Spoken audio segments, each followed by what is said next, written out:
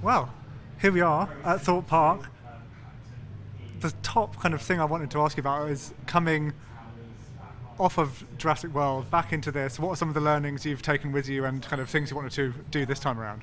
So Planet Coaster 2 is a multi-platform game at launch. The original Planet Coaster was PC only, we moved that to console later on. Jurassic World Evolution 2 was multi-platform at launch as well. So taking those learnings from that game on the different input devices and making it accessible to people that use a console, using a controller or mouse and keyboard, and making sure that it still has those easy, quick and accessible things for PC, making sure you can get to those menu items as quick as possible with mouse and keyboard, but also if you're playing on a pad that you can do it as well. And Planet Coaster 2 has a lot of creative systems that are different from Jurassic World Evolution 2, and making sure that getting that detail, having that, crafting those experiences, building those wonderful scenes is really quick and easy on both inputs. Really, is one of the big learnings that I brought from Jurassic World Evolution.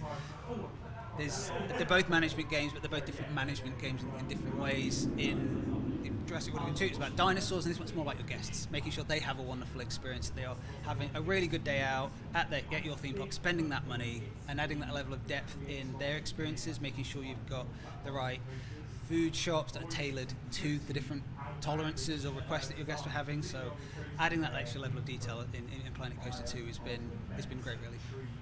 Nice. And one of the big fun things this time around is the water parks element of it. What are some of the challenges on your side of putting that side of things together, and do you have any general water park tips for people on that side of the game?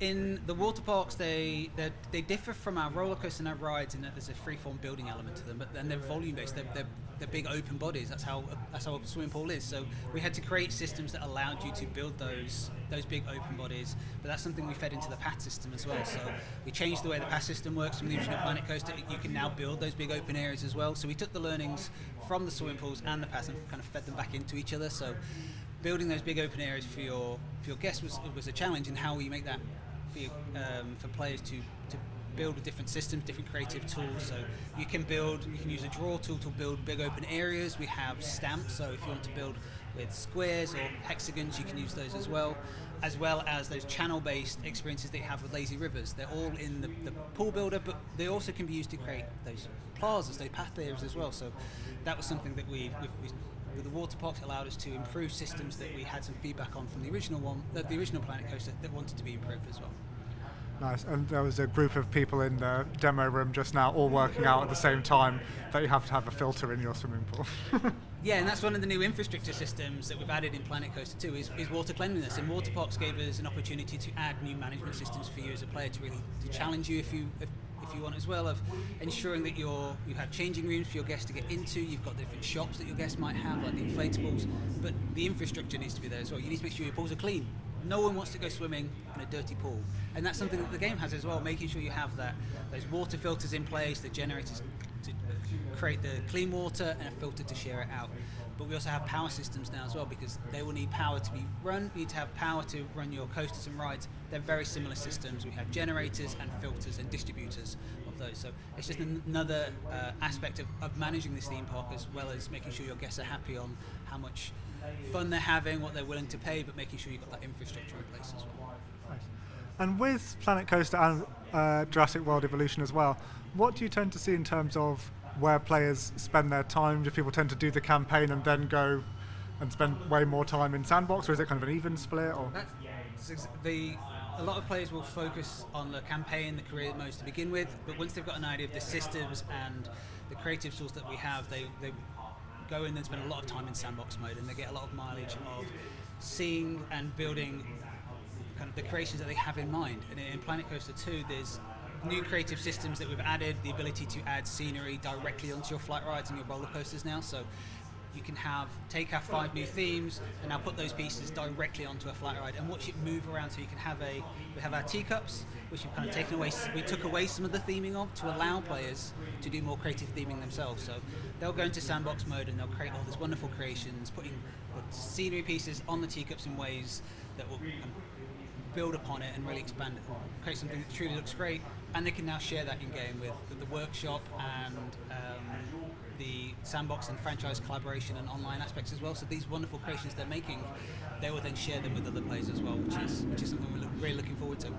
Nice. I was going to ask about the UGC side of things. So yeah, you've got some people in the next room over there making some incredible stuff, and like what amazed me as well was like the speed at which they can do it. Does it impress you still, like the creations people come up with, the speed in which they can make them? Yeah, I think they're always impressive, and I think it shows the potential, or the unlimited potential that creativity can have.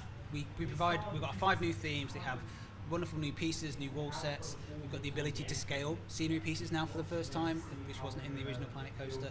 Seeing what people can do with those and combine them together and really take them further is something that it's always impressive to see, and it's great to see. And we are at Thorpe Park today. To what extent do you go to real life theme parks when you're making a game like this and take inspiration and see how things have changed since the last time and stuff? The team is full of passionate theme park experiences. We have a wonderful, rich history at Frontier of building upon. We made Roller Coaster Tycoon 3, Thrillville, the original Planet Coaster. There's a lot of experience in building theme parks. A real life theme park is really inspirational because you can see how people have creatively created something that works as a management. We come here and we spend money, we have a wonderful time, and that feeds back into what we want the theme parks to be in Planet Coaster as well. So they're great inspiration pieces for how people are building their paths, where they're putting their rides, how long their queues are, and they're really great for inspiring for what we want the game to be, but also we know that games don't have the limits that we have in reality. They can be anything people want, so we can provide that platform. It's amazing to see what people can do with the tools and the theme pieces and the rides that we give them as well that aren't possible in real life. But there's always that inspiration to begin with, yeah. Do you walk around and be like, I wouldn't have put that toilet there? Oh no, it's the opposite when I come here. It's like, why did this was an obvious, why didn't we think of this?